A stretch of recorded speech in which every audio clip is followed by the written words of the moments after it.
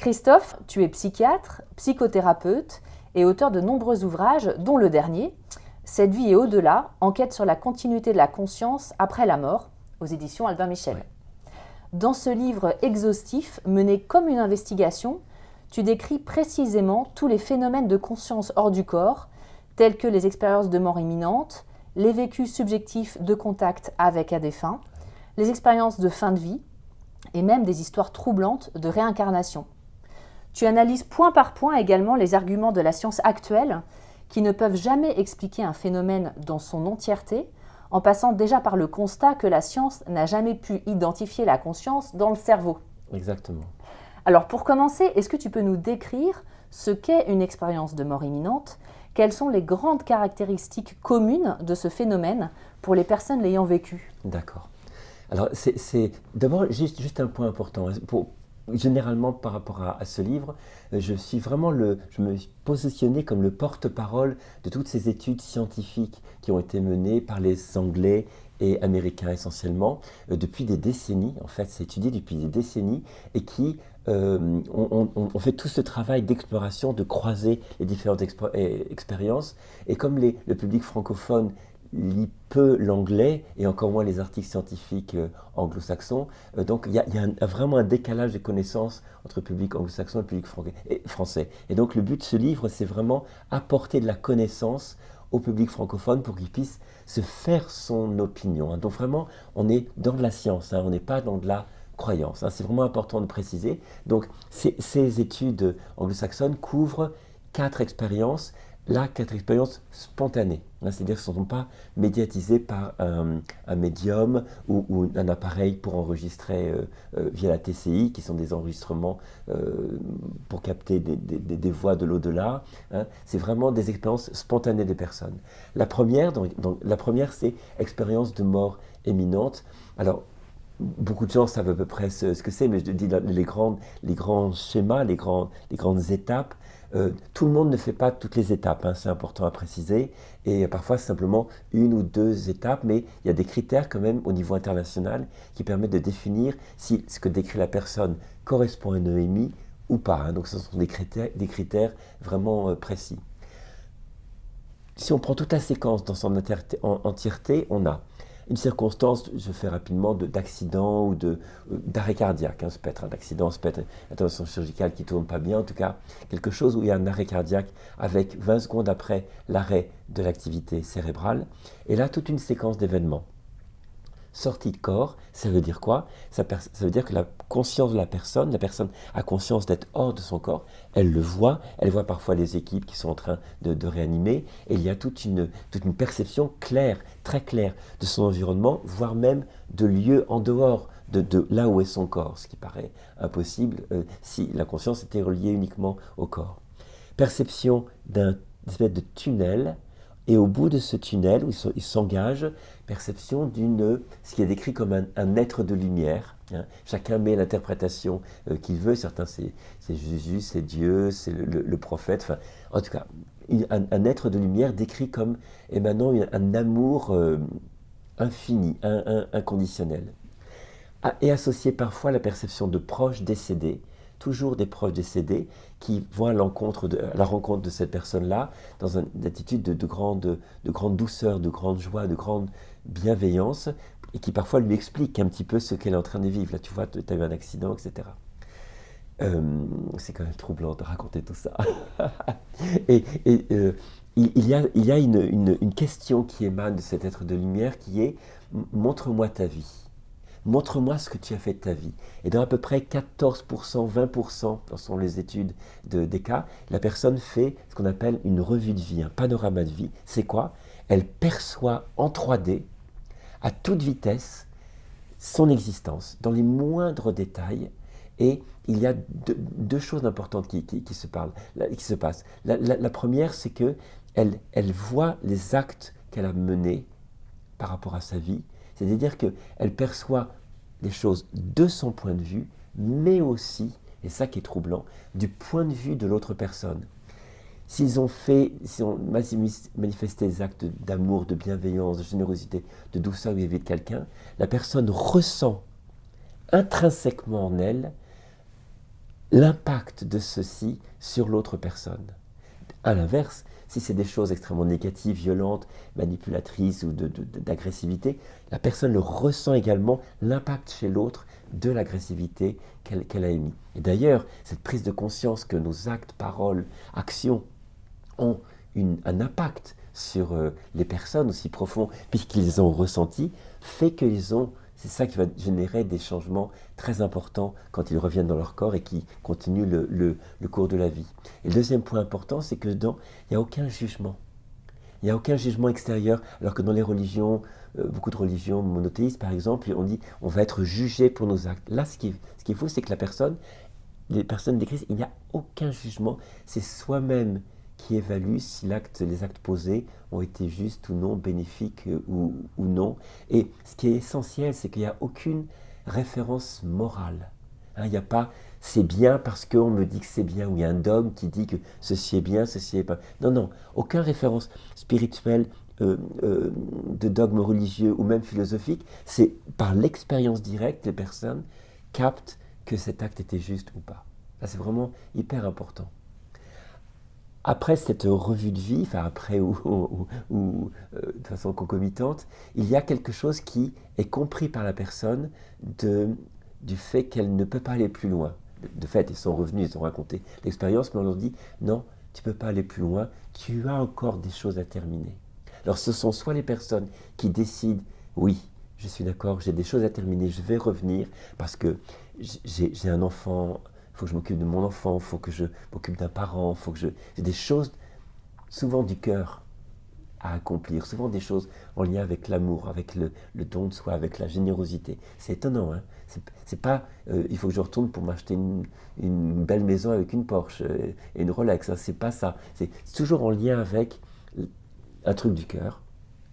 Soit ils le décident, soit ils ne veulent pas partir de l'expérience qui est vécue très positivement, et soit on leur dit non, tu as vraiment, il faut que tu retournes, et sans qu'ils aient le choix, ils reviennent. Donc réintégration dans le corps. Et ce qui est étonnant, c'est que pendant l'expérience, il n'y avait aucune douleur ni rien du tout. Par exemple, c'était un accident. Et là, dès qu'on revient dans le corps, il y a toutes les douleurs qui reviennent au moment où on est en train de les désincarcérer de la voiture, ou en train de les ranimer, ou ils sont tombés dans un lac glacé et ils retrouvent le froid. Donc l'expérience corporelle revient quand ils reviennent dans leur corps.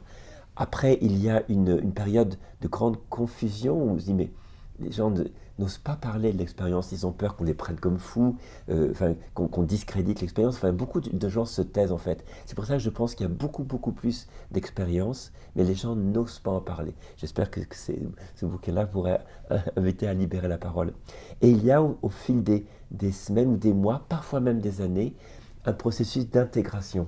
Tu vois, c'est pas, on s'imagine que les gens, paf, ils arrivent de l'expérience et ils sont tout de suite lumineux. Là. Non, il y a un temps d'intégration qui est nécessaire pour changer parfois beaucoup de repères sur leur manière de mener leur vie. Par exemple, un policier américain qui ne pouvait plus toucher son revolver. Pour lui, c'était impossible de continuer à porter une arme et potentiellement de blesser quelqu'un, même s'il était dans l'exercice de son métier. Enfin, vraiment, ça provoque vraiment des changements importants qui sont intégrés. Donc voilà, grosso modo, c'est ce type d'expérience-là qui est décrit depuis des décennies, hein, depuis la sortie, ça a été rendu public par le livre de Raymond Moody, La vie après la vie, en 1973, et qui vraiment depuis on a des dizaines, voire des centaines de milliers de témoignages. Donc ce n'est pas du tout anecdotique. On a un cumul d'anecdotes qui deviennent maintenant des données que l'on peut analyser avec les méthodes scientifiques. Et on précise que ce que tu décris, c'est à travers différentes cultures, différents pays. Exactement. C'est toujours les mêmes choses. C'est la même chose. Hein. C'est la même chose. C'est les interprétations qui sont différentes. Par exemple, quelqu'un d'un pays musulman, la grande lumière va dire c'est Allah ou c'est le prophète. Quelqu'un qui est dans une culture plus chrétienne va dire c'est Dieu ou c'est Jésus. Mais en tout cas, il donne des noms à un même phénomène qui est décrit. Et ce qui est intéressant, c'est que c'est indépendamment c'est les mêmes descriptions de sexe, d'âge, de niveau économique et tout, et même des enfants.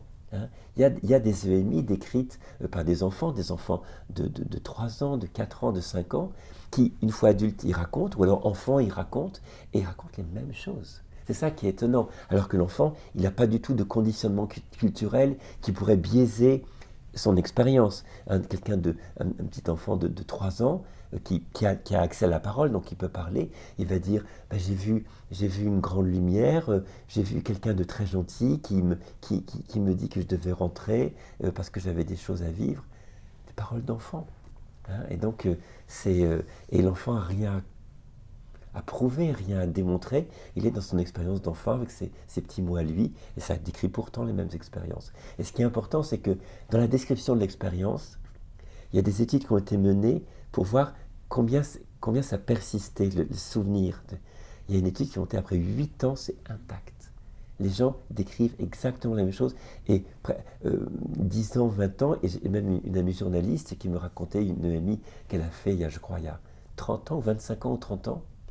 Elle me dit, quand je te le raconte, mais j'ai l'impression que c'était hier. C'est tellement clair, tellement précis.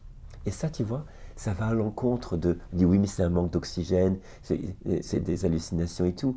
Oui, mais un manque d'oxygène, ça produit justement des souvenirs très, très confus, beaucoup d'anxiété, une impression de quelque chose de très en pensée ralentie, confuse, à l'opposé de ce qui est décrit. Et puis, autre chose, hallucination. Oui, mais pour qu'il y ait des hallucinations, il faut qu'il y ait un cerveau qui fonctionne. Un cerveau fonctionne sur la base d'hallucinations pour produire des images, des sons, des ressentis et tout. Mais là, on peut prouver, dans certaines circonstances où ça se passait pendant des interventions chirurgicales, où il y avait donc des enregistrements d'électroencéphalogrammes, que le cerveau n'était pas fonctionnel. Il n'est pas forcément mort, mais il n'était pas fonctionnel. Et donc, il n'y a pas la base de créer des hallucinations. Hein? Donc ça ne peut pas être des hallucinations. Ce sont vraiment des récits qui ont été perçus. Allons à la situation la plus simple, c'était perçu et ils racontent ce qu'ils ont vu, tout simplement. Est-ce qu'on a une idée du nombre de personnes ou alors du pourcentage de l'humanité, alors vivant actuellement, on va dire, en ce moment, qui ont vécu une expérience de mort imminente? Alors on dirait que ce serait à peu près qu'il y aurait 10% des personnes qui se souviennent de ce qui se passe pendant un arrêt cardiaque. Hein. Mais on a aussi des expériences de mort imminente qu'on n'appelle pas des expériences de mort imminente, on appelle ça, en anglais c'est Near Death Experience, c'est NDE, et on dit NDE-like, c'est-à-dire qui ressemble à, parce qu'il y a des sorties de corps, ces choses-là, parfois lors d'un accident mais qui ne s'est pas passé. On a frôlé la mort mais il n'y a pas eu l'accident, ou lors des agressions. Où des gens ont décrit des sorties de corps et sans qu'il y ait vraiment d'arrêt cardiaque, choses comme ça. Ou alors des personnes simplement en situation de méditation, en situation de grand état mystique. Donc vraiment, ce n'est pas relié uniquement à la mort. Mais il semblerait, il y a une évaluation qui serait autour de 10%, 10% des personnes qui se souviennent. Hein. Mais c'est comme la nuit, il y a plein de gens qui ne se souviennent pas de leurs rêves, qui ont des vagues souvenirs, des gens qui disent « je ne rêve jamais, je ne me souviens jamais des rêves ». Est-ce que ça veut dire qu'elles ne rêvent pas? Pas du tout, c'est juste qu'il n'y a pas la marque consciente. Tu décris le phénomène d'expérience de fin de vie, Oui. qui est moins connu que l'expérience de mort imminente. Est-ce que tu peux nous expliquer ce phénomène et nous donner un exemple ou deux de ce que ça peut être? Alors, l'expérience de fin de vie, c'est par exemple, et donc à la différence des expériences de mort imminente, c'est souvent des personnes en fin de vie, donc qui sont à l'hôpital ou au domicile, et qui sont vraiment, ils cheminent vers leur fin de vie, et c'est des proches ou des soignants qui sont à leur côté. Il y a une étude qui a été menée par Christopher Kerr, qui est directeur de l'unité soins palliatifs de Buffalo, aux États-Unis, et il a pris soin justement de prendre des personnes en fin de vie, donc dans son unité, qui ne présentaient pas de troubles neurologiques qui pouvaient altérer leur conscience, leur perception, être source d'hallucinations, parce qu'il y a parfois des métastases, des choses comme ça, qui peuvent donner effectivement des perceptions hallucinatoires ou autres, et des gens qui n'avaient pas de médicaments susceptibles d'induire des états modifiés de conscience. Donc il a pris pour son étude, ses études, il en a fait plusieurs, des personnes aussi claires que toi et moi. Hein. Donc vraiment capables de parler, capables d'avoir des raisonnements et d'interagir en direct. Et ce sont des personnes il les a même filmés. Hein. Je vous invite à aller sur son site, hein, Christopher Kerr, une soins palliatifs de Buffalo, et on voit les personnes qui interagissent et qui décrivent quoi. Des choses en fait très, très simples, c'est pas du tout extraordinaire. C'est juste quelqu'un qui dit à un soignant ou à un proche, tiens, régulièrement dans ma chambre, je perçois ma mère décédée qui apparaît un peu sur une forme un peu holographique, mais je sais que c'est elle et je suis très apaisé. Elle est là et elle survient parfois plusieurs fois dans la journée. C'est parfois à l'état de veille ou parfois à l'état de rêve où les personnes disent j'ai rêvé de mon oncle décédé qui me dit je vais bientôt venir te chercher. Prépare-toi, je vais bientôt venir te chercher. Ou, donc c'est à l'état de veille ou à l'état de rêve, mais un rêve qui n'a pas la tonalité complexe, métabolique, symbolique hein, des rêves. Des rêves très simples, très basiques, comme si tu me disais bonjour Christophe, et bien je viens te chercher dans 2 jours parce que tu vas me retrouver. Aussi simple que ça. Et ces personnes ont comme impact vraiment quelque chose de très apaisé, très serein. Et ce qui est important à souligner, c'est que parfois, on a ce qu'on appelle les expériences de fin de vie partagées. C'est-à-dire que la personne, elle dit par exemple percevoir son mari décédé dans sa chambre, et un soignant, donc il n'y a pas de lien émotionnel particulier, ou un proche, ou des proches, perçoivent la même chose. Alors là, hallucination collective, oui, mais enfin bon, des gens qui ne sont pas sous médicaments et qui perçoivent ce que la personne décrit. Et des gens qui ne sont pas en fin de vie. Et qui ne sont pas du tout en fin de vie, et qui sont aussi pas du tout malades ni rien. Il y a des expériences, pas des expériences, mais des récits d'une infirmière qui accompagne une femme qui est en train de mourir. Il y a son mari qui est avec elle. Cette femme donne son dernier souffle et ils perçoivent tous les deux une espèce de lumière qui sort d'elle et qui s'élève et se dissout. Elle regarde le mari la regarde et dit « Vous avez vu ça ?» Elle dit « Oui, j'ai vu ça. » Et ça, il y a plein de témoignages comme ça. Hein, des personnes m'ont fait aussi des témoignages de choses qu'ils avaient vues ou qu'ils avaient perçues et qui étaient, semble-t-il, l'expérience de la personne en fin de vie qui meurt, mais qu'ils étaient témoins de ça. Donc c'est ça aussi, les expériences de fin de vie. Soit c'est simplement la personne qui en parle, qui le décrit, soit ce sont des expériences de vie partagées. Hein. Et c'est beaucoup plus fréquent qu'on l'imagine. Il y a une étude, c'est un peu confus dans ma tête le chiffre, mais je crois qu'il y a une étude qui a été menée sur 5 ans, je crois, en Angleterre, qui incluait les patients, les proches et les soignants, et il y avait à peu près 2/3 de cet ensemble de personnes qui rapportaient ce type d'expérience, petite ou grande. Donc ça peut devenir un outil dans l'accompagnement de fin de vie. Parce que pourquoi je te parle d'outils? Parce que quelqu'un qui fait ce type d'expérience-là et qui a besoin de le partager avec des proches, si le proche lui dit mais non c'est n'importe quoi, tu délires, ou si elle n'ose pas en parler au médecin parce qu'elle craint que le médecin va lui donner des neuroleptiques parce qu'elle est délirante et tout le monde s'inquiète alors qu'elle a une expérience tellement fondamentale qui se passe pour elle, elle peut se taire. Et je pense que accompagner, ça voudrait dire aussi pas forcément adhérer à ce qui se passe, mais en tout cas dire décris-moi ce qui se passe.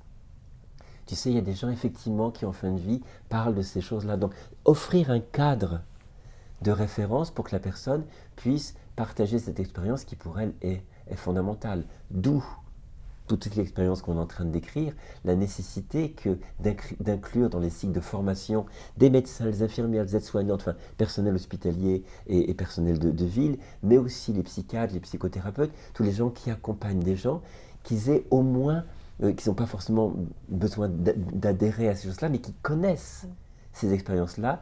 À quoi ça fait référence pour offrir aux personnes qui osent leur en parler un cadre de référence en disant oui ça existe, oui vous pouvez consulter certains sites, des livres et tout qui parlent de ça. En clair, vous n'êtes pas folle. C'est ça le truc.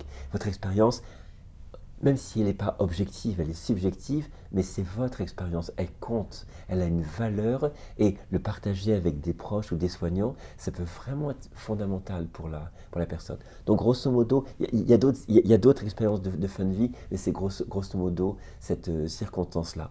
Un point commun, hein, c'est qu'il y a perception de quelque chose qui serait au-delà de cette dimension terrestre, il y a perception des proches, c'est dans 34% des proches perçus dans les expériences de mort imminente, alors que dans les expériences de fin de vie, c'est quasiment tout le temps des proches qui sont perçus. Hein. Donc c'est vraiment une des caractéristiques de l'expérience qui est très douce, alors que l'expérience de mort imminente peut être brutale. Enfin, il y a des différences et des similitudes. Une des similitudes, c'est que tant pour les personnes en fin de vie que les personnes qui vivent des expériences de mort imminente, il y a un impact fort sur la peur de la mort. Une réduction vraiment importante de la peur de la mort, et ça c'est aussi extrêmement positif.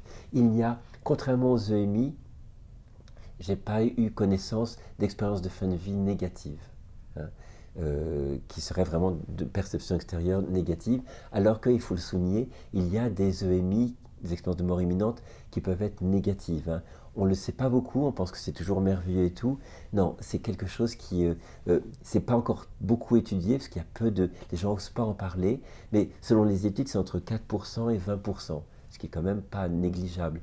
Donc c'est à creuser. Il y a quelques livres qui sortent, quelques projets d'études qui sont là-dessus, mais c'est pas encore clair.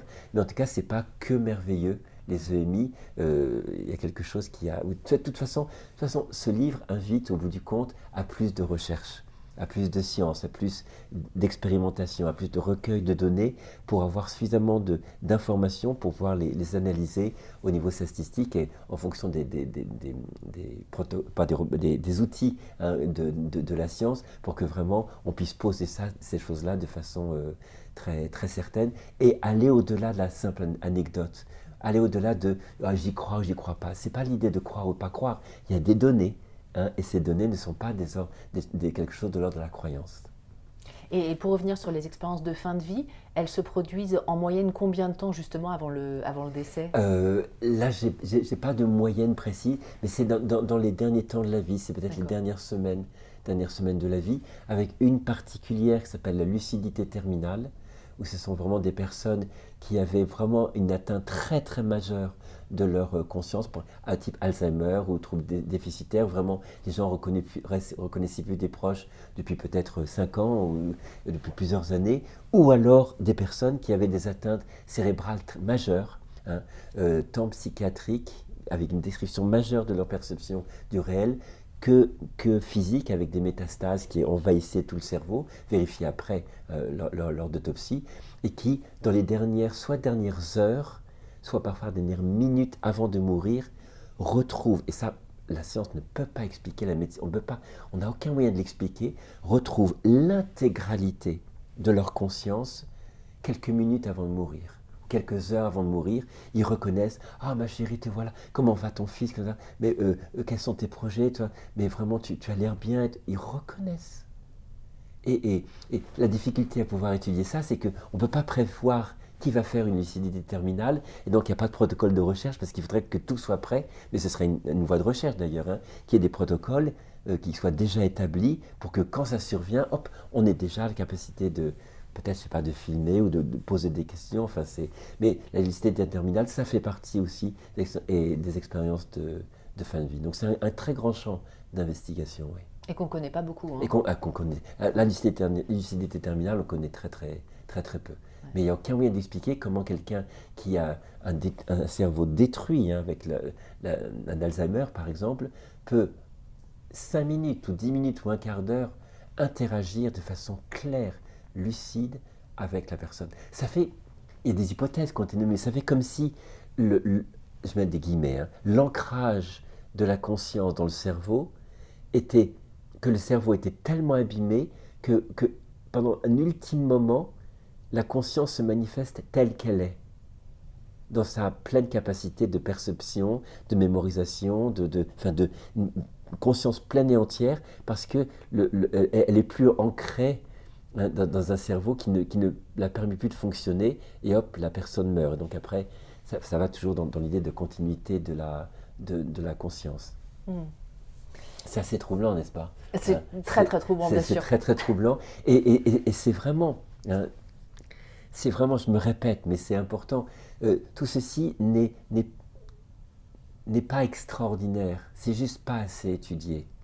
Et c'est extraordinaire, et on va revenir sur cette idée-là, parce que ça va à l'encontre d'un postulat scientifique actuel qu'on appelle un paradigme, du paradigme actuel qui dit que la conscience n'est que le produit du cerveau, n'est que le résultat de l'activité neuronale.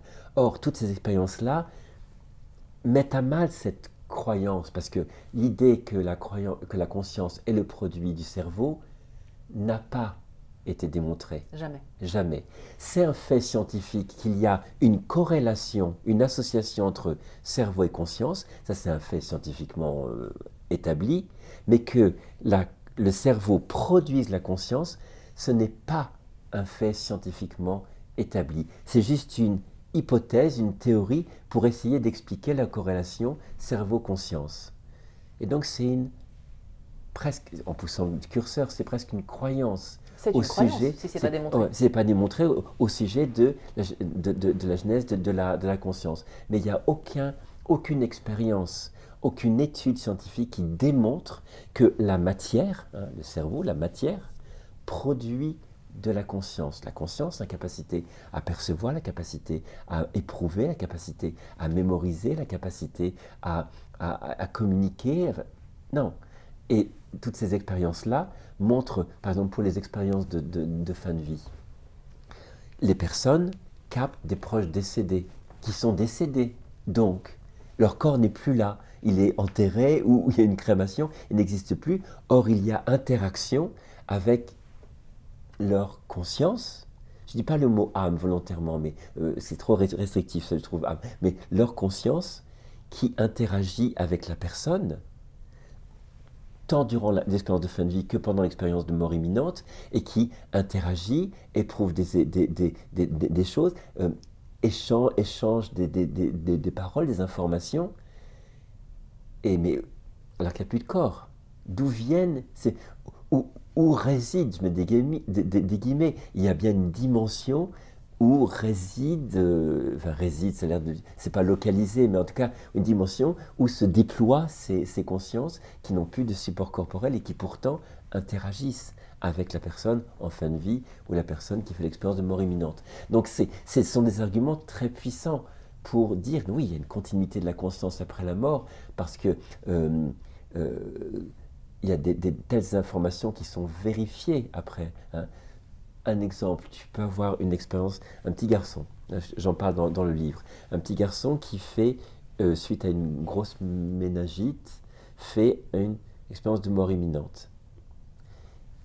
Et après, il se réveille.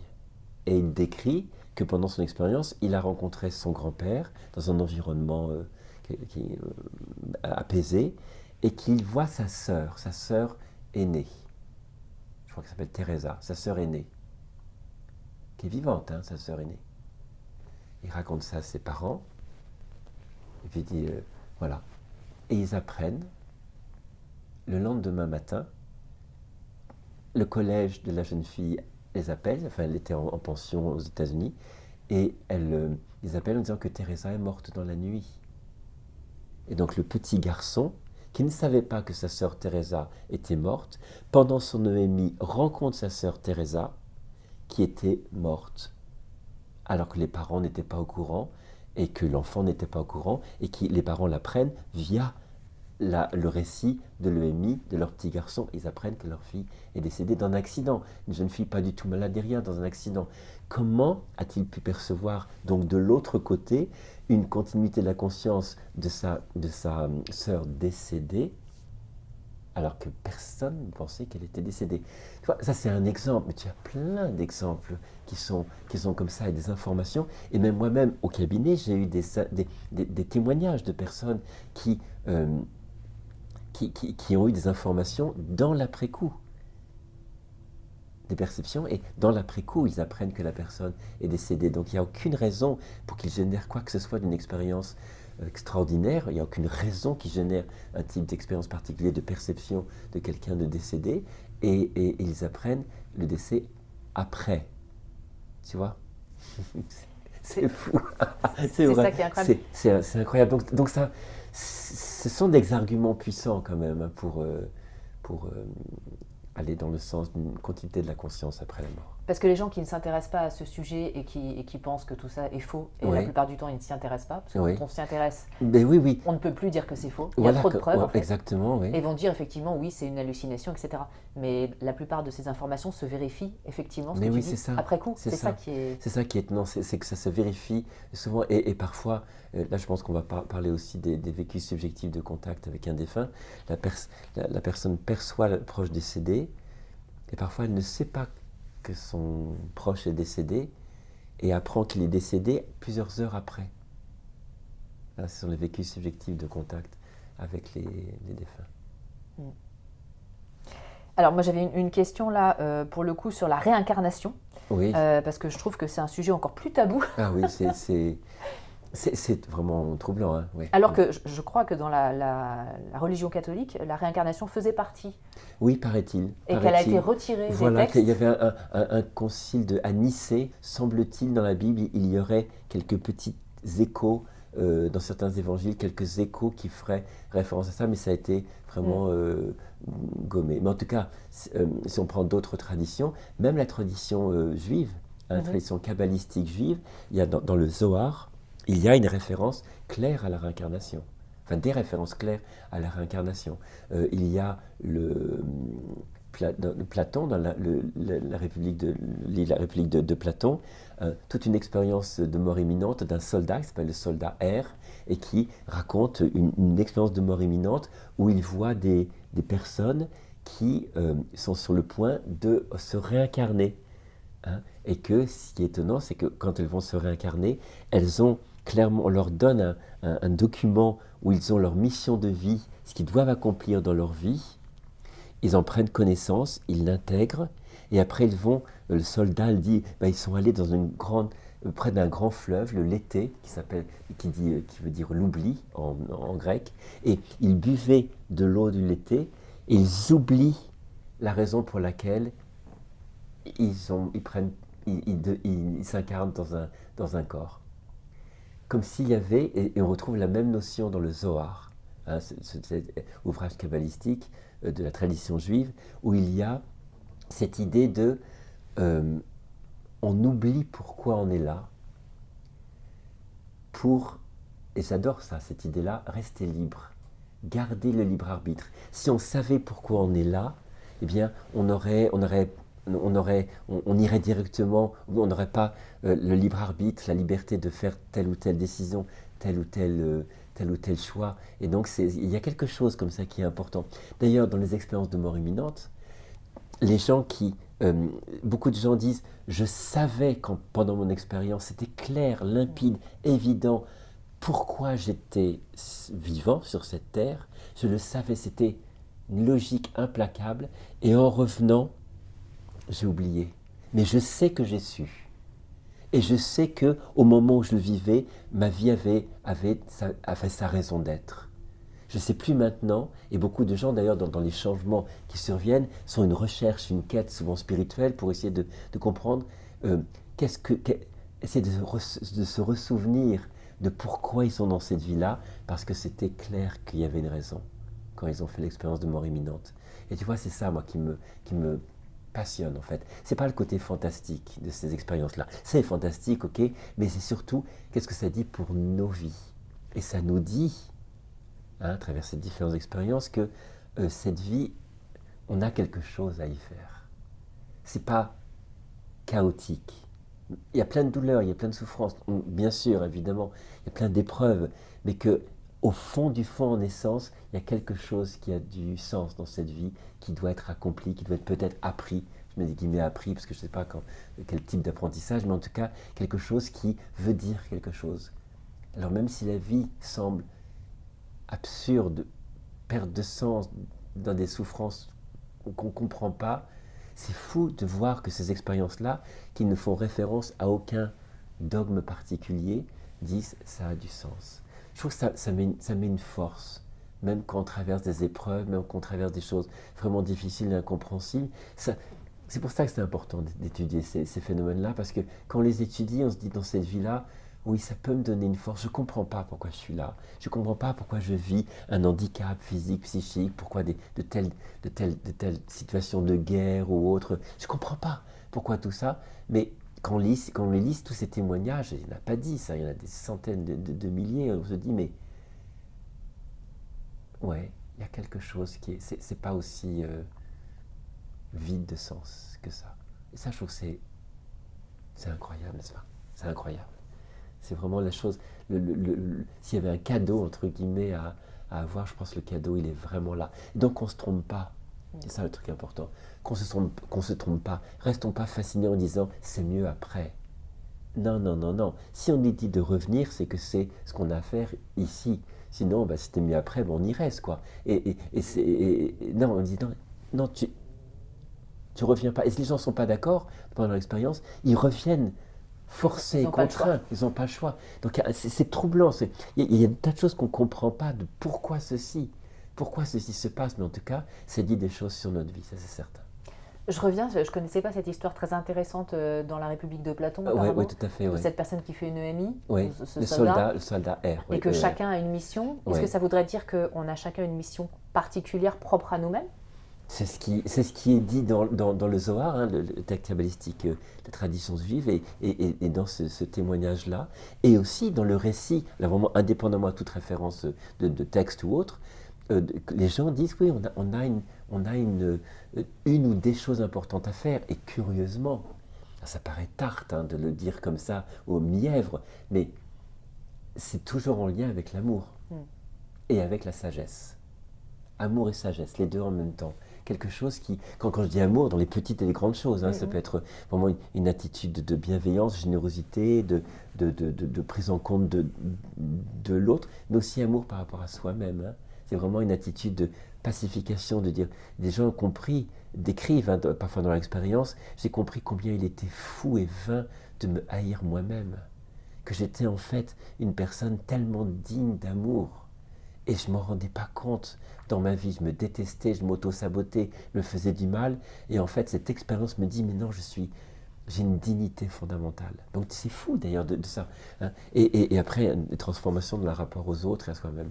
Et là, un point important. Et ça, c'est mon côté, c'est pas mon côté, c'est ma dimension psychiatre, psychothérapeute qui intervient. Tu sais bien que c'est super compliqué de faire changer quelqu'un. Hein, l'estime de soi, gagner l'estime de soi, c'est des années de thérapie, il faut ramer, puis c'est difficile, des fois ça ne marche pas et tout. Là, tu fais une EMI, tu reviens, et une EMI qui a peut-être duré quelques minutes seulement, hein, et au bout pour eux, il n'y a pas de temps, mais en termes chronologiques, c'est quelques minutes, avec des transformations où il y a une transformation radicale de rapport sur soi, sur les autres, des changements de repères, des principes de vie, des valeurs de vie qui mettraient des années à s'implanter en thérapie et qui là en quelques minutes deviennent des axes fondamentaux de la vie de la personne. Et ben, tu vois, ça au niveau psychothérapeutique, ça n'est pas possible que ce soit un simple événement neurologique dans la tête, chimique, neurologique, qui produit ça. C'est pas possible. Tu peux pas. Ça pour moi c'est vraiment l'ultime preuve qu'il y a quelque chose qui est touché de l'ordre d'une transcendance, enfin de quelque chose, d'une autre dimension, parce que ce n'est pas possible si c'était simplement que dans la tête, que neurologique, que psychologique, qu'il y ait un tel revirement dans le sens qu'on en donne à son existence et à sa présence au monde. Il y a vraiment quelque chose, c'est très très fort cet aspect-là, vraiment. Je trouve que c'est très intéressant ce que tu dis aussi par rapport à... Parce qu'on est dans un pays qui est encore dans des reliquats de religion catholique, on va dire globalement, où il y a beaucoup il faut aimer les uns les autres, il faut se sacrifier, etc. Et je trouve qu'il y a beaucoup de personnes aussi... qui sont des dogmes. Et là, les gens reviennent, c'est pas un dogme, comme un témoignage de personnes qui dit mais c'était l'amour une priorité absolue de l'existence. C'est fou de formuler les choses comme ça. Mais il me dit, mais c'est une loi, c'est comme la gravité. Il dit, je prends un objet, je le lâche, il tombe. eh ben, c'est une loi de la nature, il n'y a pas à l'expliquer, c'est comme ça. Et il dit, ben voilà, euh, l'amour, c'est une composante essentielle de l'existence, c'est tout, mettre en œuvre tout ce qu'on peut dans son existence, dans ce sens-là, et dans le sens de la sagesse et de la connaissance. C'est une loi naturelle, c'est ça, il n'y a pas à croire, c'est juste là, on ne croit pas à la gravité. C'est une évidence, hein, tout comme pour eux c'est une évidence, et puis là ils disent mais on pourra me démontrer le contraire, on pourra me dire que c'est une hallucination, peu importe, je ramène de cette expérience-là une certitude et je m'évertue dans ma vie à la mettre en œuvre. Mais c'est l'amour pour les autres, mais l'amour aussi pour soi. Pour soi, bien Et sûr. c'est souvent ça le plus difficile. Oui, c'est ça. Amour pour soi, amour pour les autres, mais plus encore amour pour le vivant. Plein de gens décrivent certains sont devenus végétariens, et même une conscience plus écologique pour le vivant dans le sens large, la planète dans le sens large. Ça paraît complètement idéaliste, ça paraît complètement fou et tout, mais c'est juste ce qui est raconté par les personnes, cette conscience du tout, cette attention à tout ce qui est de l'ordre du vivant.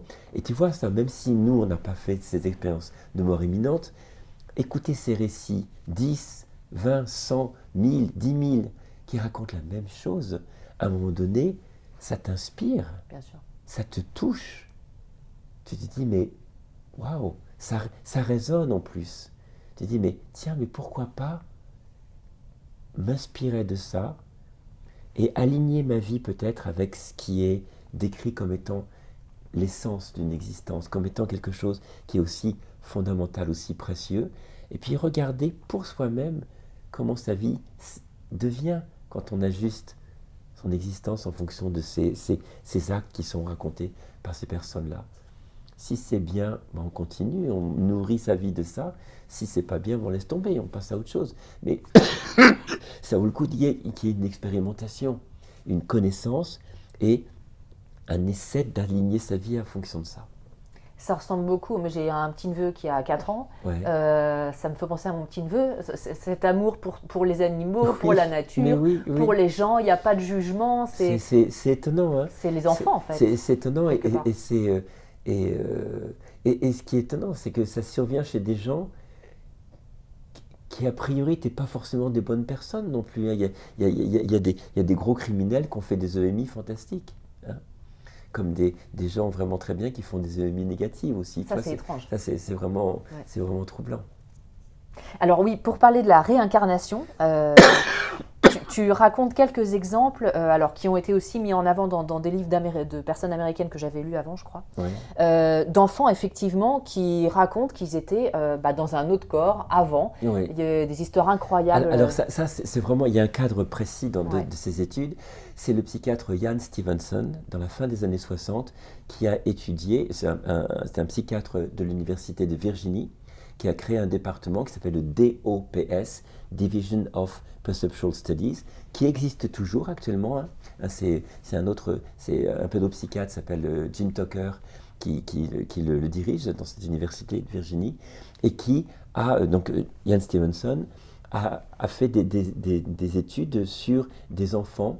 Donc c'était Inde, Asie du Sud-Est, Moyen-Orient. Donc au début c'était des pays où on croyait à la réincarnation, mais en fait on s'est rendu compte qu'il y avait aussi des témoignages de jeunes enfants occidentaux, notamment américains. Hein, donc c'est pas lié à la croyance ambiante dans laquelle où l'enfant est élevé.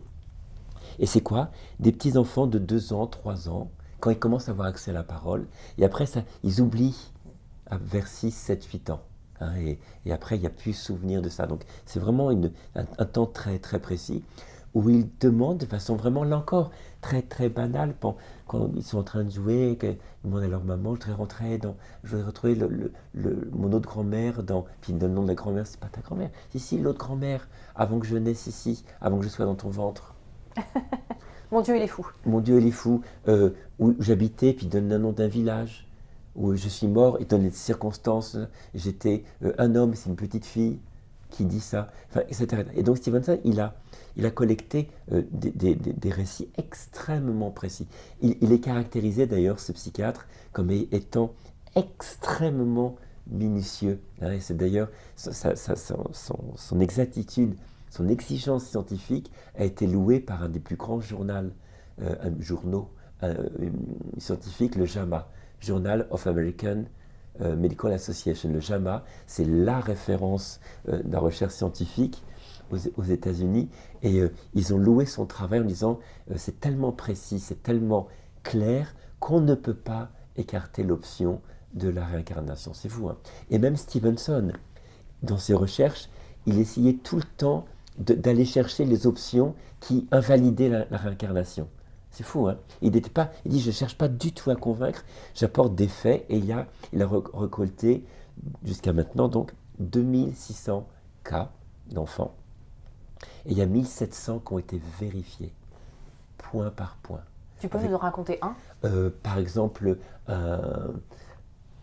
une petite fille qui berçait dans ses bras un petit bout de boîte, une toute petite fille, et disait que c'était son bébé qui avait un nom. Elle donnait un nom à cette petite fille. Et les parents l'interrogent, et cette petite fille commence à raconter, mais une petite fille, hein, de quelques 4-5 ans.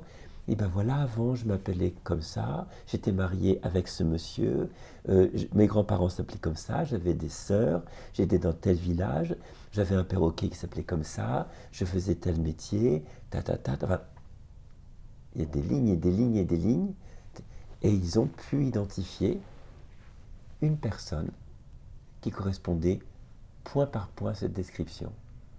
On a amené la petite fille avec ses parents pour rencontrer ses autres familles, et la petite fille a reconnu dans une assemblée d'hommes, ah bah c'était mon mari. Imagine, petite fille, ah c'était mon mari, ah c'était ma sœur, puis elle s'entendait pas du tout dans cette autre vie avec un frère, et elle dit non, lui il est méchant, elle l'avait jamais rencontré, lui il est méchant, il m'a fait du mal, Elle était capable de reconnaître parmi plein d'objets, ah bah, ça c'était à moi, ça c'était à moi, c'était à moi.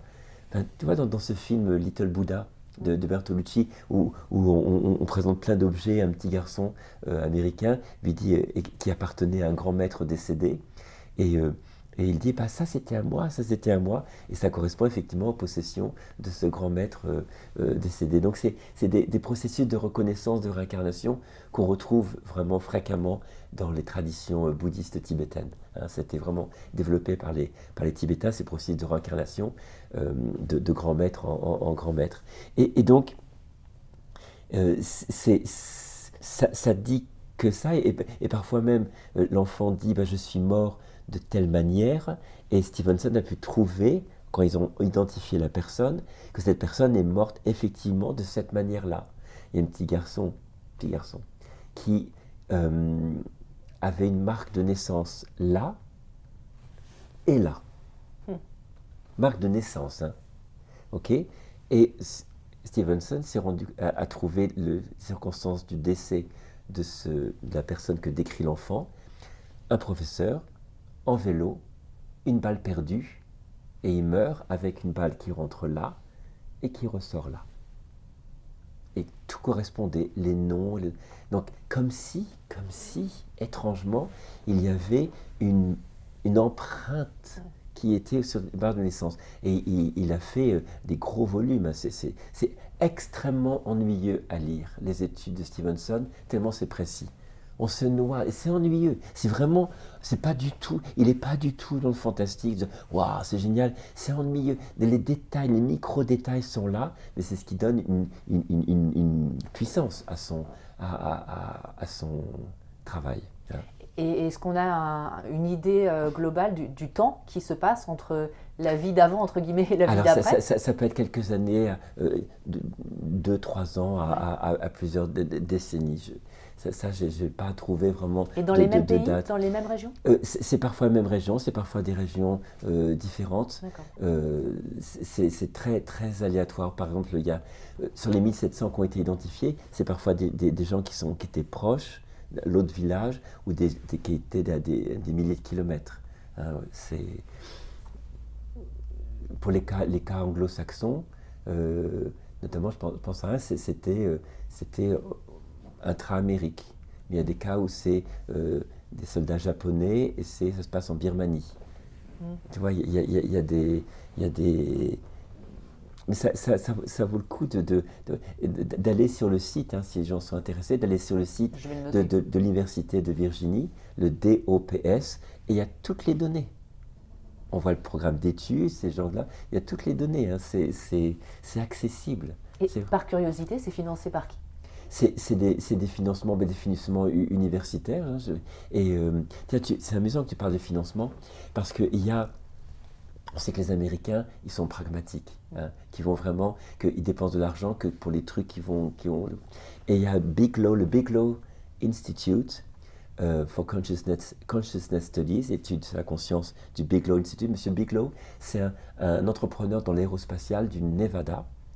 Et il a fait 2 sessions où il mettait en jeu $1 million, un appel à projet scientifique sur le monde entier. Là, le deuxième est en cours actuellement, mais le premier, il a fait un appel à toutes les équipes scientifiques au monde entier pour soumettre des documents qui apporteraient des preuves de la continuité de la conscience après la mort. D'ailleurs, ce livre-là s'appuie fortement sur les articles qui ont été sélectionnés par le Bigelow Institute. Et le premier prix, il a eu $1 demi-million. Dépenser $1 demi-million pour aider à continuer les recherches et tout, ça veut dire qu'il y a quelque chose. Il y a un sujet, ils vont pas. Et il y a eu $250 000 pour un célèbre cardiologue néerlandais, Pien van Lommel, qui a vraiment mené une étude aux Pays-Bas, hein, sur les expériences de mort imminente. Donc il y a vraiment, ça bouge, vraiment ça bouge. Donc il y a des financements pour l'université, par exemple, de Northampton, qui étudie, c'est en Angleterre, qui étudie les vécus subjectifs de contact avec les défunts. C'est des financements universitaires, ou ils appellent ça des grants, c'est des donations, enfin c'est du mécénat, des choses comme ça. Enfin, le système anglo-saxon n'est pas pareil que le système de financement de la recherche en France, je pense. Mais c'est des détails que je ne connais pas bien, ça. Ouais. Quels sont les arguments les plus souvent donnés contre ces phénomènes? Ouais. Et qu'est-ce que, tu l'expliques dans ton livre, et en fait pourquoi ces arguments ne tiennent pas? Ben, on parle, la plupart du temps, le paradigme, c'est la conscience n'est que le produit du cerveau, ces données nouvelles, on essaye de les faire rentrer dans ce modèle-là. Hein. Donc ça veut dire que les objections sont principalement reliées au fait que, non, ces expériences de personnes sont reliées à un dysfonctionnement au niveau du cerveau, soit épileptique, soit une hallucination, soit un manque d'oxygène, soit un mécanisme de défense psychologique face à la terreur de la mort. Donc c'est toujours pour coller au paradigme que la conscience n'est que le produit du cerveau. Donc grosso modo, les objections sont de cet ordre, soit biologiques, soit psychologique. Par exemple, il y a une des objections disant « Oui, mais vous voyez, au moment de la mort, le tunnel et la lumière au bout, en fait, c'est une réactivation de la naissance. Au moment de la mort, on est dans l'obscurité, on traverse la filière utéro-vaginale, et puis on arrive dans la lumière. » Ce serait pertinent, oui, ce serait l'activation d'une mémoire de notre naissance qui se réactive au moment de la mort. Mais il y a une étude qui a été démontrée que même des gens qui ont eu des césariennes. Ah oui, donc ça marche pas. Donc ça marche pas. Tu vois, et à chaque fois, c'est battu en brèche, on dit oui. On dit oui, mais il y a un scientifique qui a pu prouver que quand on stimulait certaines zones du cerveau, on provoquait des phénomènes de type épileptique qui ressemblaient à des EMI. Alors, quand on regarde vraiment l'étude, c'est une étude effectivement d'un neurochirurgien, le Dr Penfield, qui a, sur à peu près 1000 et quelques patients, fait des stimulations à toute petite sur différentes parties du cerveau, et il y a seulement 2 patients, donc il n'y a aucune preuve, 2 patients qui ont décrit une sensation qui ressemblait un petit peu à une sortie de corps, un petit peu à une sortie de corps, et on n'a pas du tout les critères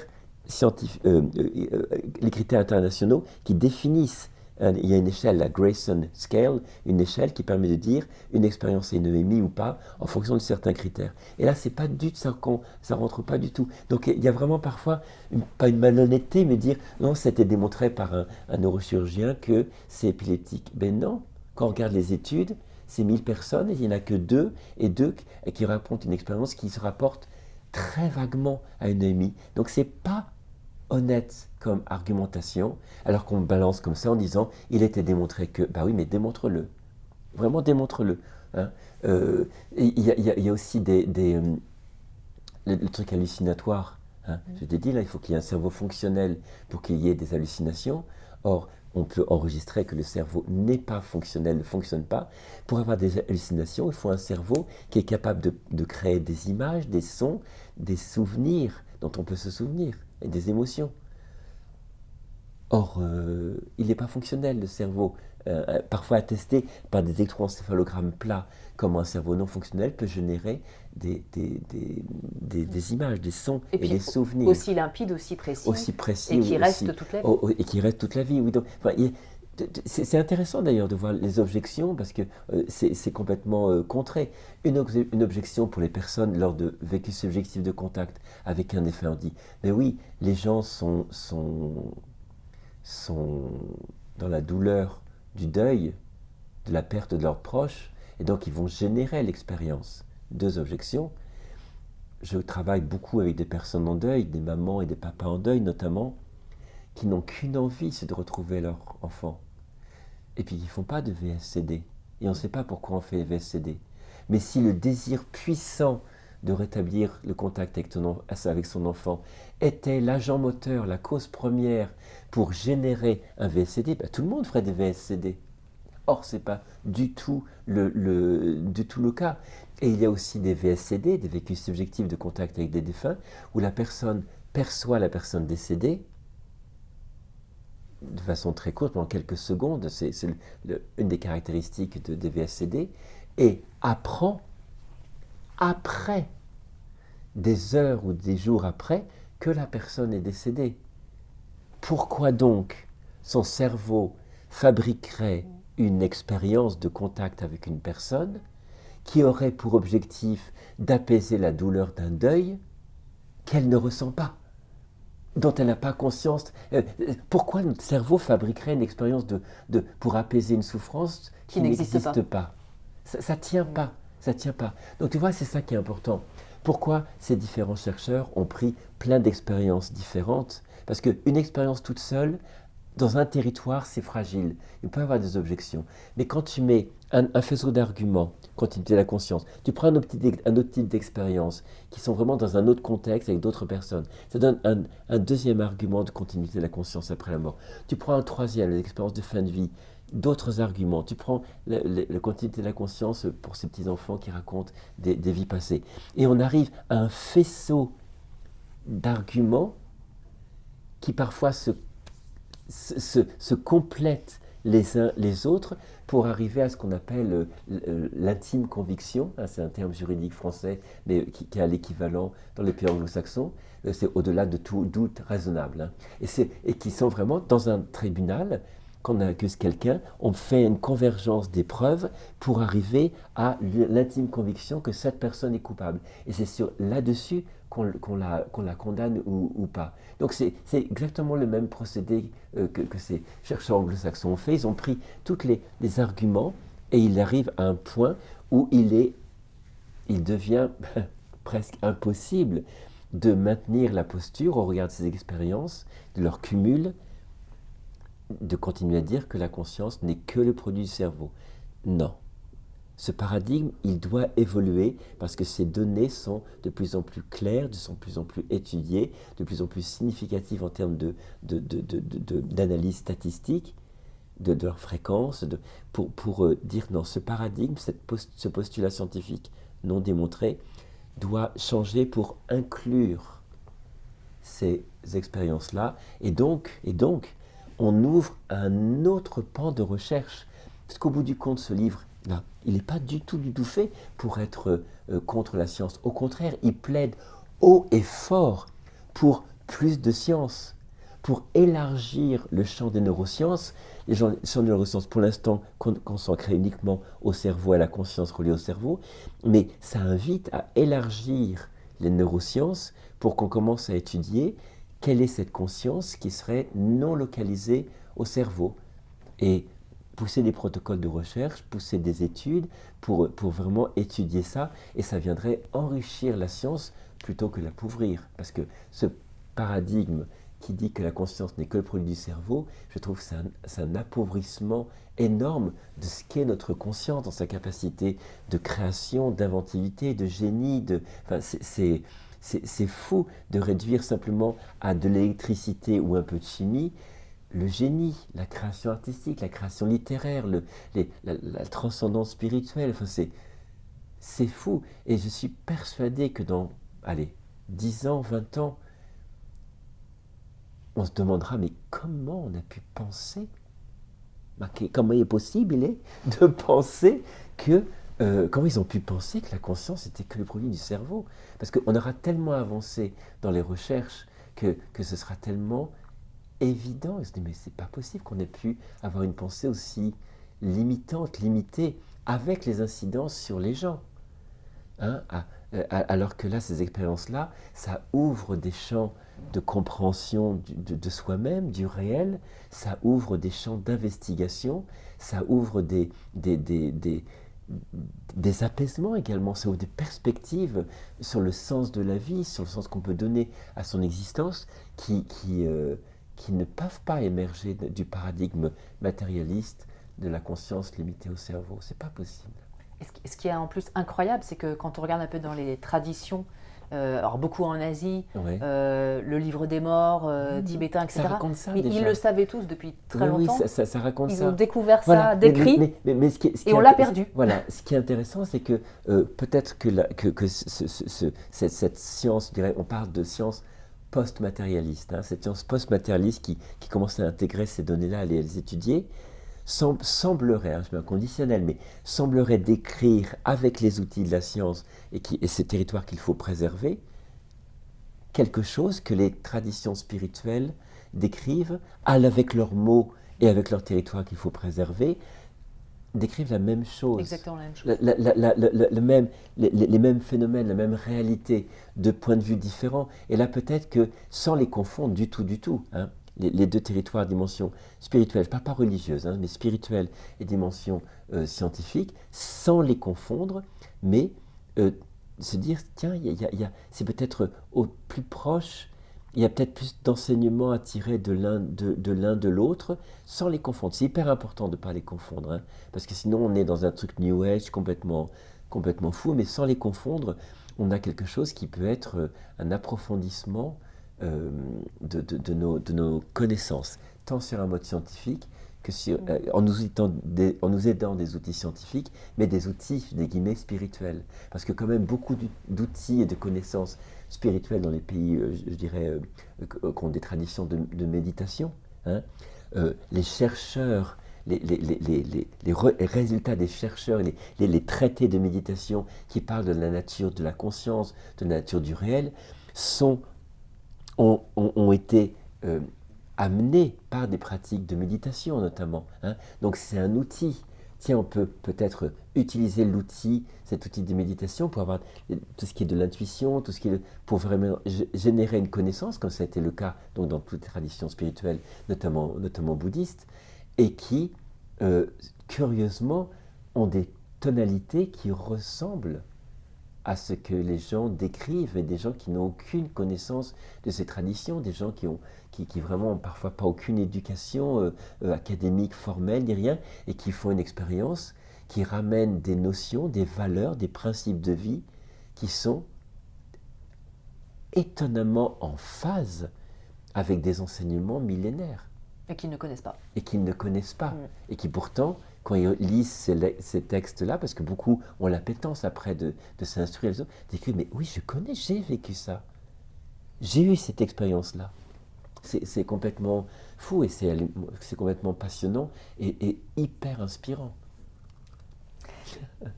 Euh, alors, on a aussi souvent l'impression quand même que, alors, la science, une partie de la science Ouais, veut valider coûte que coûte une vision totalement donc matérialiste ouais. de la vie du vivant, alors qu'effectivement, ce qu'on voit, c'est que ce paradigme tient de moins en moins. À ton avis, pourquoi il y a encore une partie des scientifiques qui finalement sont plus dans la croyance que dans Oui, l'ouverture? alors ça c'est un avis plus personnel qui renvoie plus au côté, Oui, au fait que je suis un psy pour essayer de comprendre les trucs. Imagine, tu as été formaté toute ta vie, toutes tes études, toutes tes recherches, tous tes doctorats, tes programmes de recherche ont été en fonction d'un paradigme particulier, d'une vision de la réalité à laquelle tu t'es complètement identifié. C'est vraiment, et ça devient presque une partie de ton identité. Tu as été scientifique que sur le cerveau, et il n'y a pas d'autre chose que le cerveau, tout est fait, provient du cerveau, ça devient ton identité, ça devient vraiment ta vision du monde. Eh bien, on sait qu'en psychologie, quand il y a quelque chose qui vient menacer l'identité, quelles que soient les choses qui viennent menacer l'identité, on rejette en disant non, parce qu'il y a une menace de l'intégrité psychique, l'intégrité psychologique, l'intégrité de ta construction du monde et de comment il fonctionne. Or, ces expériences-là viennent violemment percuter quelque chose qui pour certains peut être scientifique, mais je n'ai pas de preuve de ça, mais peut-être vient tellement percuter leur représentation du monde, leur identité, leur référentiel de vie depuis tout le temps, que c'est insupportable, que c'est pas concevable, que ça ne peut être que faux. Parce que si c'est vrai, tout ce que j'ai construit, tout ce que j'ai, ma vision de moi, du monde, ma représentation de ce qu'est le vivant, ma place dans le monde, est remise en question. Et je pense que une des résistances provient de là. Hein, et que cette résistance fait que on reste accroché à ce paradigme, mais presque comme on reste accroché à un dogme dans une religion. Et d'ailleurs, les anglo-saxons appellent ça le scientisme, c'est-à-dire rester accroché sur un postulat qui n'est plus démontré, enfin qui est attaqué, mais qui devient le point de référence tellement fort qu'on ne peut pas le lâcher. Parce que le lâcher deviendrait quelque chose une perte trop grande de repères. Or, le scientisme n'est pas une attitude scientifique qui consiste, mais ça on le voit tout le temps dans l'évolution des sciences, ça a tout le temps été, la science évolue de paradigme en paradigme. Et Karl Popper, qui est un historien de la science, si je ne me trompe pas, il disait vraiment une théorie scientifique n'est valable que jusqu'à ce qu'une nouvelle théorie vienne la déloger. Donc c'est normal ce qui se passe en fait. C'est pas extraordinaire ce qui se passe, ces glissements de paradigme. Ça a toujours été comme ça depuis. C'est comme ça que la science a toujours évolué. Et être vraiment scientifique, se dire ok, je suis prêt à lâcher ce qui a été mon référentiel depuis des décennies, pendant toutes mes études et même mes programmes de recherche que j'ai menés, et de façon réellement scientifique, je dis ok, il y a ces phénomènes-là, au lieu de dire ça n'est pas possible, je vais les observer et regarder ce qu'il en est. On prend Galilée. Galilée avec sa lunette, et il était à l'université de Padoue, grande université dans le nord de l'Italie. Et il y avait un grand scientifique qui était là, et Galilée lui dit, mais regardez, il y avait les lunes de Jupiter, hein, mais regardez, on voit, enfin, je ne sais pas exactement ce qu'on voyait, mais regardez. Et le scientifique dit, non, je ne vais pas regarder. Mais pourquoi ça ne peut pas être vrai? Attends, garçon, tu regardes simplement, et tu te fais ton avis. Non, il dit, non, je ne vais même pas regarder, ça ne peut pas être vrai. En fonction de quoi? En fonction d'une croyance que ça ne peut pas être vrai. Et c'est vraiment ça, hein, les objections, c'est vraiment, ça se nourrit de ça en tout cas. Qu'est-ce qui fait qu'en France, on est souvent, on va dire, à la traîne sur ces sujets? Alors ça, on me demande souvent, je ne sais pas du tout. Peut-être que c'est le côté très pragmatique anglo-saxon. Vraiment, sincèrement, je ne sais pas pourquoi les pays latins, hein, Oui. on est en retard. Enfin, l'Europe, on sent en retard, je ne sais pas, vraiment enfin l'Europe, l'Angleterre était dans l'Europe, mais les anglo-saxons, hein, parce qu'il y a beaucoup de choses qui sont faites aussi en Angleterre, je ne sais pas du tout, vraiment. Mais en tout cas, ça va changer. Mais c'est ce qu'on essaie de faire. Exactement. Alors, une dernière question, une avant-dernière question, plus large. Finalement, qu'est-ce que tous ces phénomènes, d'une manière plus générale, nous apprennent sur la vie avec un grand V? Et effectivement, en quoi ça rejoint ce qui a été dit dans tout un tas de traditions, que ce soit en Chine, en Inde, en Amérique du Sud, sur ce qu'est la vie en général, en fait. Oui. Alors là, de façon très parce que là, j'ai déjà développé tout à l'heure le sens que ça peut donner. Cette connaissance-là peut être inspirante pour donner des guides sur ce qui peut être une vie heureuse, une vie accomplie, une vie qui a du sens, hein, sur le sens d'amour et de sagesse. Mais si on élargit encore plus l'idée, c'est vraiment une invitation à changer de la perception du monde, à savoir, actuellement on dit, la matière est à l'origine de la conscience, de tout. Or, on a même des prix Nobel de physique, on a des précurseurs de la physique quantique, donc des vrais scientifiques.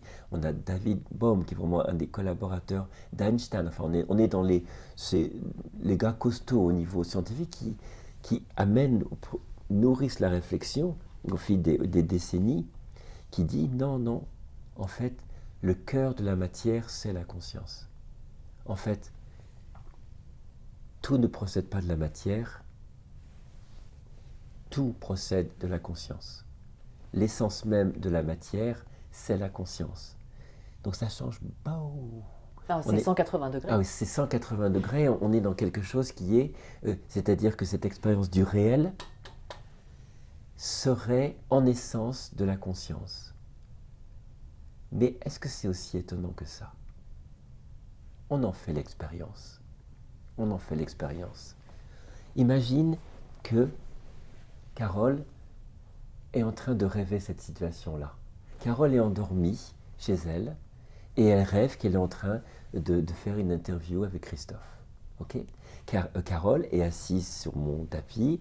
Carole a ses vêtements, la perception de elle dans un environnement qui est solide, d'accord? Tu aurais donc vraiment la certitude, si on te demande est-ce que c'est solide, tu dirais ben oui, c'est solide, c'est pas de la conscience.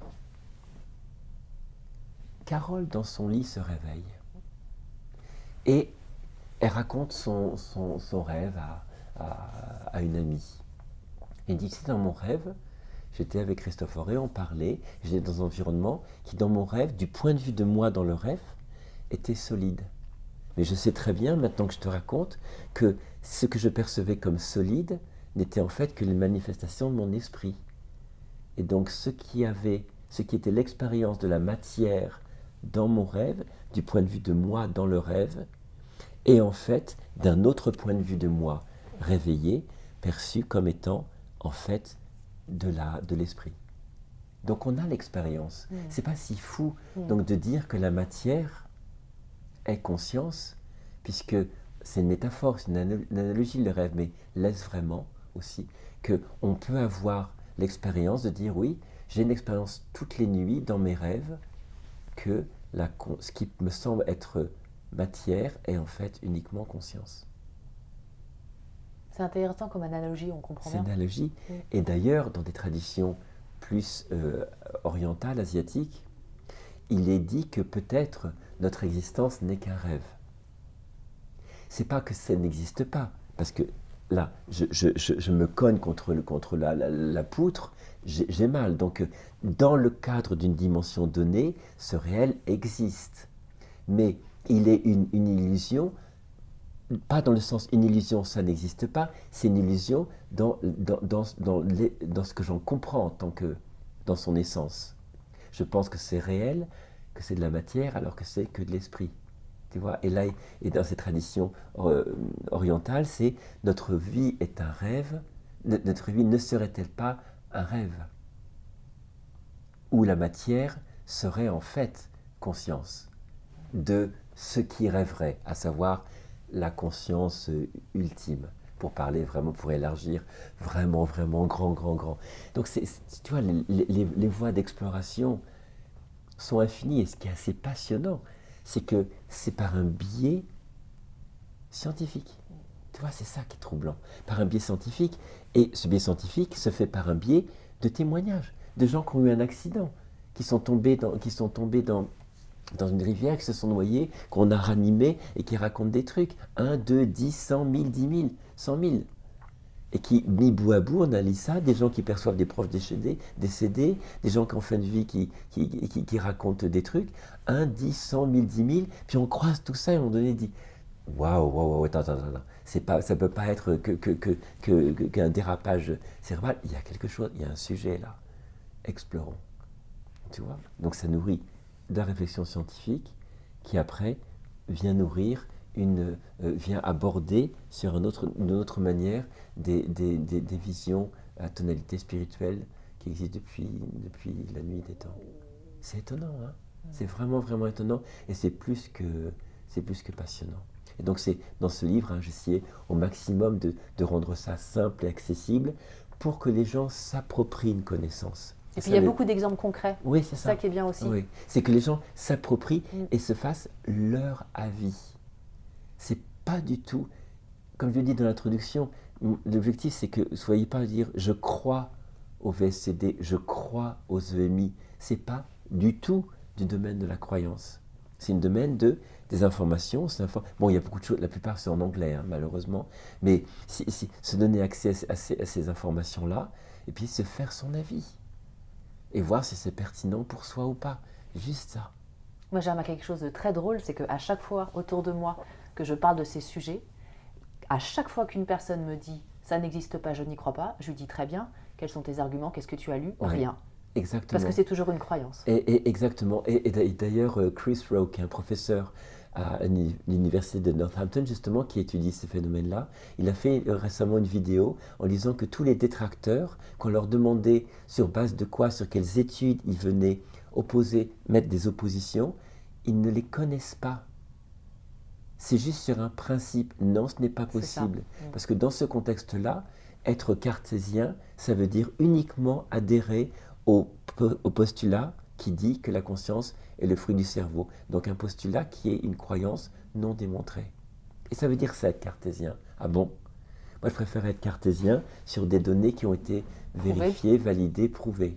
Et les gens disent, il n'y a pas de preuves. Mais si, il y a des preuves. Tu lis les documents, tu lis les livres, tu lis les études, et tu te fais ton idée. Mais ne viens pas dire qu'il n'y a pas de preuves. C'est faux aussi de dire qu'il n'y a pas de preuves, et que c'est n'importe quoi. Renseigne-toi. Surtout qu'aujourd'hui, on peut. Hein. Surtout qu'on peut, par Internet. Il y a 1000 sources d'informations.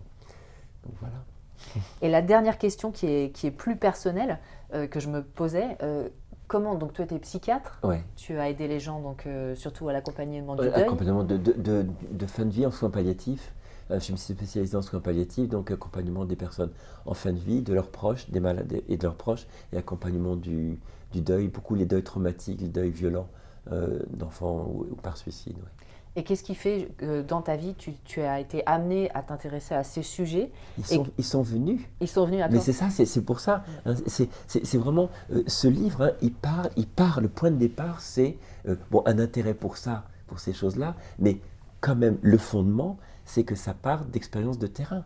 Ça part de récits que des gens m'ont fait de EMI, beaucoup de gens de récits de VSCD, et à un moment donné, je dis, mais il y a quelque chose, quoi. Et quand tu vas chercher, sur la base de ton expérience personnelle, des études, et tu te rends compte que, waouh, ça correspond à ce que j'expérimente dans ma pratique, tu te dis, là, il y a un sujet, et on va étudier, on va écrire un bouquin pour transmettre ça aux gens, parce que ça peut être utile aux personnes de savoir ça, ça peut leur faire du bien, ça peut ouvrir des perspectives, ça peut libérer une parole qui est maintenue parce qu'on n'ose pas. On a peur d'être ridiculisé, d'être pris pour fou ou complètement un doudingue en disant mais ça te fait du bien, c'est bien, mais non. Mais bien on sûr entend que souvent non. ça, si ça te fait du bien. Si ça te fait du bien avec ce petit ironique en disant dénigrant. Oui, si ça te fait du bien, on s'accroche à ce qu'on peut. Hein.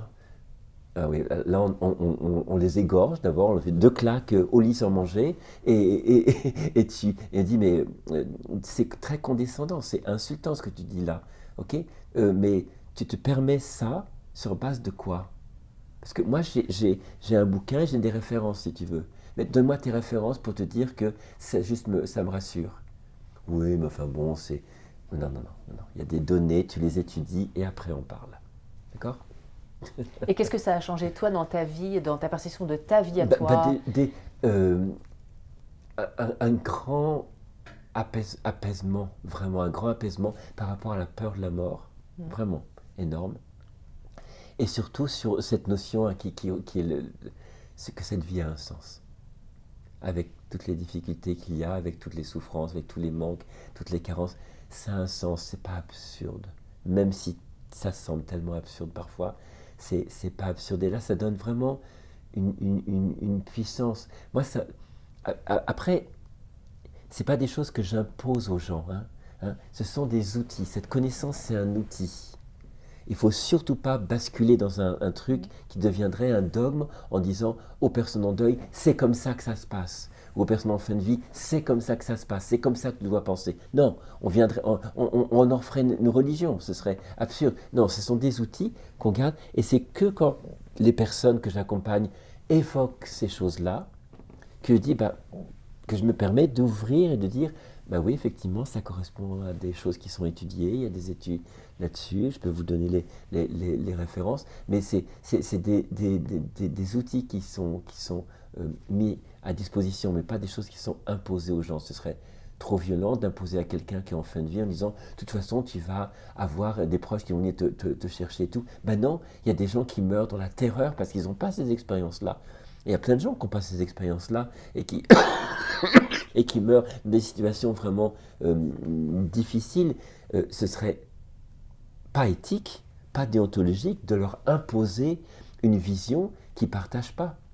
Donc ça invite à beaucoup de respect, beaucoup de délicatesse, beaucoup d'éthique, hein, je reprends le mot, pour vraiment pas imposer des choses, mais créer un cadre si la personne fait part de ces expériences-là. Si elle souhaite creuser les choses, mais pas les imposer. C'est une connaissance qui ne doit pas devenir des dogmes, en aucune façon.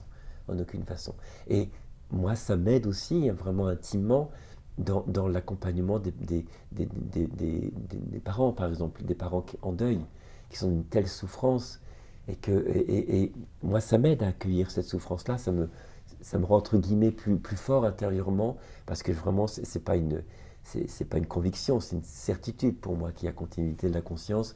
Et donc ça permet de créer un climat en moi de grande paix pour accueillir cette souffrance-là, même si parfois je m'interdis de m'ouvrir à ces choses-là parce que les gens ne me le demandent pas ou ce n'est pas leur référentiel et que je n'ai aucun droit de leur imposer une perception que j'ai par rapport à eux qui ne sont pas dans cette perception-là. Donc c'est vraiment, il y a beaucoup de respect aussi dans le fait d'utiliser cette connaissance-là.